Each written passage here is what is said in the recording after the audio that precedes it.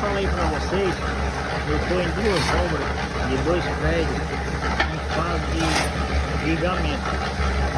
Eu estou naquela que sempre eu estou postando vídeo e hoje a gente veio para cá. Vou pegar a manhã concretar aqui. Hoje a gente vai botar a mão na massa aqui, melhor dizendo, no concreto. Para encher aqueles pilar ali e aqui tem muito pilar pela frente para encher. Essa obra é maior do que a outra, mas estamos aqui executando aqui essa obra e mostrando para vocês. Essa daqui é maior e muito. Maior e muito. Serragem tinha atrasado, os meninos já aproveitou para fazer um reboco aqui top.